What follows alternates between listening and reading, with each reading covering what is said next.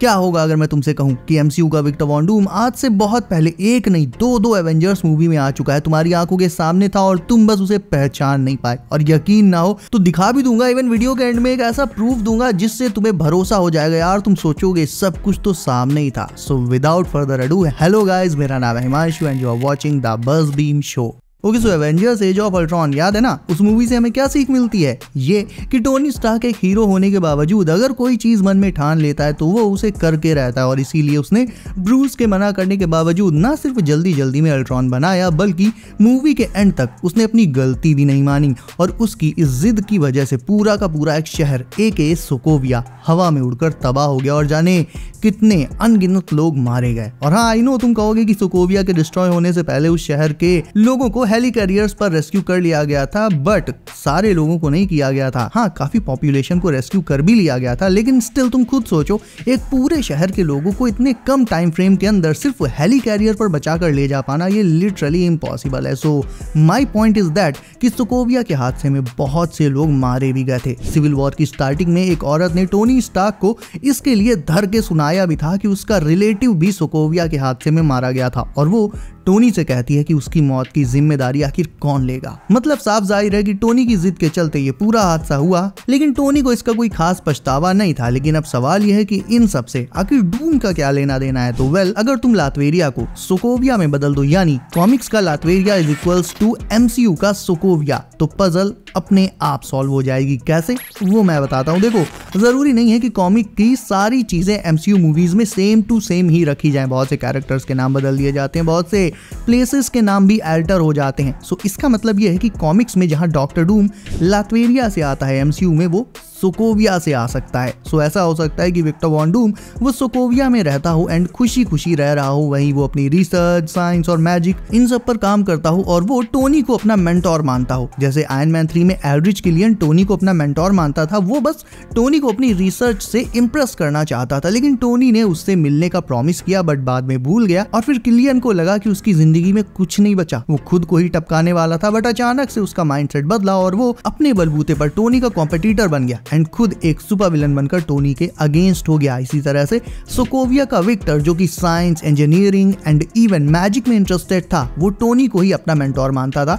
वो टोनी से मिला भी होगा एंड अपनी रिसर्च भी उसे दिखाई होगी। और एंड गेम मूवी का जो टाइम स्किप था, उस दौरान दोनों ने साथ में काम भी किया होगा, लेकिन ऑफ स्क्रीन, यानी ये इवेंट्स हमें एंड गेम में या किसी और मूवी में भी दिखाए नहीं गए। और टोनी इस बार उसके साथ काम करने से खुद को इसलिए नहीं रोक पाया क्योंकि एक तो वो पीटर को खो चुका था, एंड सेकंड एल्ड्रिच किलियन वाला सीन टोनी को याद था कि अगर किसी सुपर जीनियस को इग्नोर किया तो वो उसकी लाइफ की ऐसी तैसी करने का ट्राई कर सकता है। Victor time travel and quantum realm इन सबसे बहुत ज्यादा ऑब्सेस्ड था। इवन एवेंजर्स एंड गेम में ऑफ स्क्रीन भी विक्टर ने ही टोनी के साथ टाइम हाइस्ट को सक्सेसफुली बनाने में उसकी मदद भी की होगी, जिसके चलते टोनी टाइम ट्रैवल एंड उसके जीपीएस को प्रॉपर्ली इन्वेंट कर पाया। बट विक्टर और टोनी के मोमेंट्स हमें एंड गेम में दिखाए नहीं गए। अब तुम यहाँ पर ये सोच सकते हो कि विक्टर अगर सोकोविया से आता है तो सोकोविया को तबाह करने वाला तो टोनी स्टार्क ही था, तो विक्टर भला टोनी के साथ काम क्यों ही करेगा? वेल, इसका जवाब है रिडेम्पशन। सोकोविया वाले हादसे में विक्टर का चेहरा बुरी तरह से खराब हो गया, लेकिन फिर भी वो जब टोनी से मिला तो टोनी को अपने किए का पछतावा हुआ और विक्टर की हालत का जिम्मेदार उसने खुद को माना, जो कि वो था। और फिर उसने विक्टर के साथ काम करना शुरू कर दिया, उसे लैब, सारे महंगे इक्विपमेंट्स एंड ऑल ये सब कुछ दिए ताकि विक्टर अपनी रिसर्च कर पाए, और इसीलिए विक्टर भी टोनी के साथ काम करता रहा। और रही बात ये कि विक्टर टाइम ट्रैवल को लेकर ऑब्सेस्ड क्यों था, तो वो था सोकोविया को बचाने के लिए। विक्टर सोचता था कि टाइम ट्रैवल इन्वेंट करने के बाद वो पास्ट में जाकर समहाउ सोकोविया वाले हादसे को रोक लेगा और सब सही कर लेगा। लेकिन एंड गेम में जब फाइनली टोनी ने टाइम ट्रैवल को इन्वेंट किया और उसके बाद स्नैप में मारा गया, तो विक्टर उसी टाइम ट्रैवल टेक का इस्तेमाल करके पास्ट में गया और एक नहीं कई कोशिशें की कि सोकोविया वाले हादसे को वो रोक ले, बट हर बार टीवीए ने इंटरफेयर किया और विक्टर की क्रिएट की हुई अल्टरनेट टाइमलाइन ब्रांचेस को मिटा दिया, जिससे विक्टर टीवीए को अपना दुश्मन समझने लगा। और फाइनली जब उसने टाइम ट्रैवल बंद नहीं किया, वो सोकोविया को बचाने का ट्राई करता रहा, तो टीवीए ने उसे अरेस्ट कर लिया। उसके बाद विक्टर काफी टाइम तक TVA में बंद रहा, लेकिन जब लोकी सीरीज वाला पूरा केओस हुआ, सारी टाइमलाइंस बिखरने लगी, तो उस केओस का फायदा उठाकर विक्टर TVA से भाग निकला और जाते जाते उसने TVA की टेक्नोलॉजी के कुछ सबसे बड़े सीक्रेट्स भी चुरा लिए। उसके बाद TVA विक्टर को ढूंढती रही, लेकिन विक्टर कोलैप्स हो चुकी रियलिटीज में छिपा रहा, जहां उसने मैजिक और TVA की टेक जो उसने चुराई थी उन्हें मास्टर किया और फिर स्टार्क की टेक्नोलॉजी, मैजिक और TVA टेक, इन तीनों को कंबाइन करके उसने फाइनली इन सब पर मास्टरी हासिल कर ली एंड इन सब से रिवेंज लेने के लिए एक नई आइडेंटिटी बनाई, AKA डॉक्टर डूम।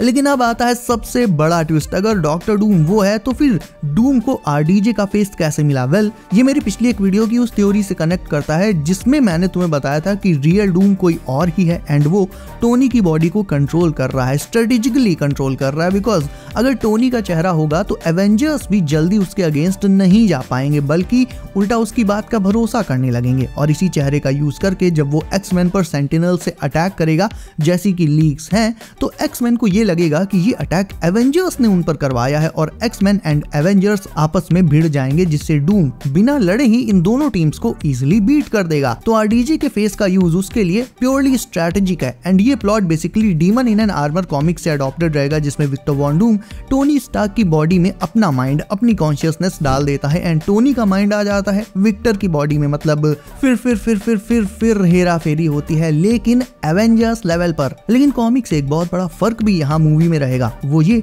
कि कॉमिक की तरह क्योंकि अब टोनी स्टार्क MCU में जिंदा नहीं है, तो टोनी का माइंड विक्टर की बॉडी में नहीं आ पाएगा, यानी विक्टर अपनी खुद की ओरिजिनल बॉडी को भी कंट्रोल कर रहा होगा एंड साथ में टोनी की भी, और इससे दोनों पजल्स सॉल्व हो जाती हैं। ये भी कि RDJ के डूम का फेस कैसे खराब है, स्कार्ड है, एंड खुद जो ओरिजिनल विक्टर वॉन डूम है उसका फेस भी कैसे खराब है। इसके बाद विक्टर अपनी खुद की डूम बॉट्स की आर्मी बनाएगा जो रफली आयरन मैन के अल्ट्रॉन बॉट्स की थीम पर बने होंगे। टोनी का अल्ट्रॉन प्रोग्राम उसका फेलियर दिखाता था, वहीं विक्टर के डूम बॉट्स उसकी सक्सेस, उसकी मास्टरी एंड डिसिप्लिन को दिखाएंगे। एंड इसी पूरी स्टोरी में अब आती है बारी कैंग के वेरिएंट्स की। क्वांटम मेनिया में हमें जो काउंसिल ऑफ कैंग सीन दिखाया गया था, उस सीन में हमने देखा था कि कैसे कैंग के सारे वेरिएंट्स अपने आप में टायरेंट्स की तरह हैं। वो एक ही सुपर विलन के अलग अलग वर्जन्स हैं जो अंदर से सेम है, क्योंकि सब के सब मल्टीवर्स पर खुद राज करना चाहते हैं, ना कि वो ये चाहते हैं कि मल्टीवर्स खुशहाली से रहे, प्रॉस्पर करे। न्योप, दे आर प्योर इविल। तो काउंसिल ऑफ कैंग्स वाले सीन में विक्टर वॉन डूम भी कहीं बैकग्राउंड में होगा, क्योंकि तब तक उसका क्वांटम रेल्म से लेकर TVA, मल्टीवर्स, अल्टरनेट रियलिटीज, इन सब से सामना हो चुका होगा, जैसा कि मैंने बताया। सो वो भी काउंसिल ऑफ कैंग्स वाले सीन में मौजूद होगा एंड कैंग वेरिएंट्स और उनकी मल्टीवर्स के अगेंस्ट कॉन्स्पिरेसी को देख रहा होगा और मन ही मन ये सोच रहा होगा कि ये अगर जीत गए और मल्टीवर्स पर राज करने में कामयाब हो गए तो अल्टीमेटली होनी तबाही ही है, क्योंकि इनकी आपस की लड़ाई में मल्टीवर्स डिस्ट्रॉय हो जाएगा। एंड इफ समहाउ मल्टीवर्स बच भी जाता है तो ये उसमें मौजूद डिफरेंट यूनिवर्सेस के लोगों को चैन और सुकून से रहने तो नहीं देंगे। ये सब सोचते सोचते उसे अचानक से अपना सोकोविया का डिस्ट्रक्शन याद आ जाएगा और वो गुस्से से लाल हो जाएगा। ठीक उसी मोमेंट पर वो डिसाइड करेगा कि उसे अब इस काउंसिल ऑफ कैंग्स को एक झटके में मिटाना होगा एंड इनकी जगह उसे खुद एक सिंगल यूनिवर्स बनाना होगा, जिसमें मल्टीवर्स के सारे यूनिवर्स के थोड़े थोड़े रेमिनेंट्स हो, उनका थोड़ा थोड़ा हिस्सा हो, AKA बैटल वर्ल्ड। क्योंकि लॉजिकली अगर तुम देखो तो इस पॉइंट तक MCU में कैंग कहीं ना कहीं सबसे स्ट्रॉन्गेस्ट बीइंग था। HWR को टाइम से लेकर मल्टीवर्स हर चीज का नॉलेज था। काउंसिल ऑफ कैंग्स मल्टीवर्स से लेकर अल्टरनेट रियलिटीज इन सबको रूल करने का प्लान कर रहे थे, यानी इस सारी प्लानिंग और कॉन्स्पिरेसी का कोई अंत था ही नहीं।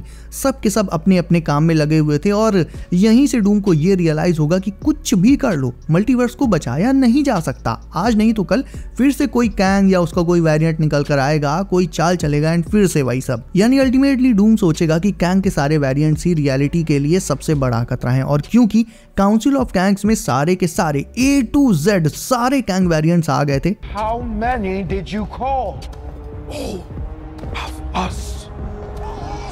तो इस मोमेंट से अच्छा मौका दूसरा डूम को नहीं मिल सकता। इस मोमेंट पर यहाँ काउंसिल ऑफ कैंग्स की मीटिंग में डूम इन सब को एक साथ खत्म कर सकता है और उसे आगे फिर कभी किसी कैंग वेरिएंट की टेंशन नहीं लेनी पड़ेगी। एंड फाइनली सबसे बड़ा प्रूफ जिसकी मैं बात कर रहा था वो है वांडा। अगर तुम्हें ध्यान हो तो हमारी वांडा भी सोकोविया से ही आती है और वो भी स्टार्क से बहुत नफरत करती थी, सबसे ज्यादा इसलिए क्योंकि उसकी लाइफ स्टार्क के बनाए हथियार ने ही बर्बाद की थी, जिसके बारे में वो ऑलरेडी बता चुकी है। ऐसे में क्योंकि डूम एंड वांडा दोनों ना सिर्फ सोकोविया से आते हैं बल्कि दोनों ने अपनी लाइफ में काफी कुछ स्टार्क की वजह से खो दिया है, ऐसे में वांडा विक्टर के साथ मिल जाएगी। और मैं ये नहीं बोल रहा हूं कि इनका कोई रोमांटिक रिलेशनशिप होगा, बट स्टार्क से नफरत इन दोनों में कॉमन है। सोकोविया इनका बर्थ प्लेस है इन दोनों का, ये भी इन दोनों में कॉमन है।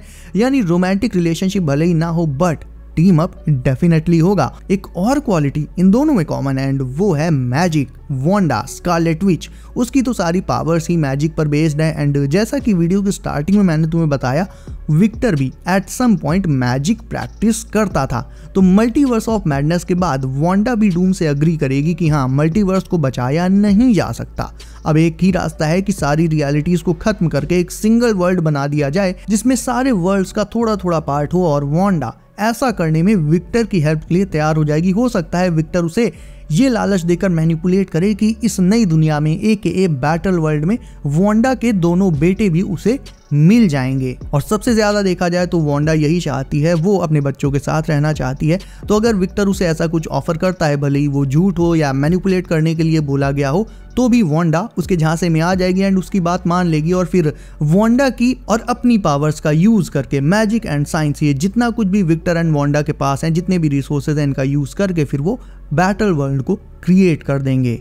एंड गाइज ये था पार्ट 1। आज के लिए इतना ही। मैं भी आपकी तरह मायूस हुए, गलत लाइन बोल दी। अगर पार्ट 1 इस थ्योरी का अच्छा लगा हो एंड पार्ट 2 चाहिए तो फटाक से नीचे कमेंट करके मुझे बता दो, मैं उस पर भी काम शुरू कर दूंगा। एंड इफ कोई मन में सवाल हो या मन में कुछ भी चल रहा हो तो वो भी कमेंट करके बता सकते हो। एंड वीडियो को इफ अभी तक लाइक नहीं किया है तो इसे अभी लाइक करके चैनल को कर लो सब, नोटिफिकेशन कॉल पर डालना बिल्कुल मत भूलना ताकि आने वाली नई MCU leaks, theories and latest updates तुमसे कभी भी मिस ना हो। सो गाइज बी सेफ, अपना ख्याल रखिए आप। मेरा नाम है Himanshu and as always I will see you in next one.